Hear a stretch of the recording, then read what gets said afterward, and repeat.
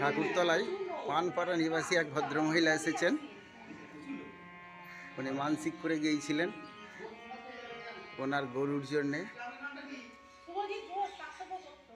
শুভজিৎ ঘোষ, পানপাড়া, দেবীপুর। রিম্পা ঘোষ, মেয়ের নাম রাজশ্রী। রাখালদাসতলায় এসেছেন, ওনার গরু জন্য মানসিক করেছিলেন। আজকে গরু দুধ ঠাকুরের কাছে নিবেদন করেছেন, ওনার মনস্কামনা পূর্ণ হয়েছে।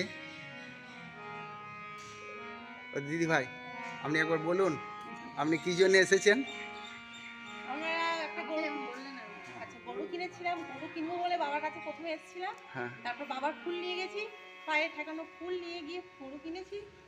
গরু সুস্থভাবে স্বাভাবিকভাবেই বাচ্চা দিয়েছে, দুধও ঠিকঠাক বাবাকে দিতে এসেছি সেই দুধ। আপনার কথা শুনলো পশ্চিমবঙ্গের আপামর জনগণ।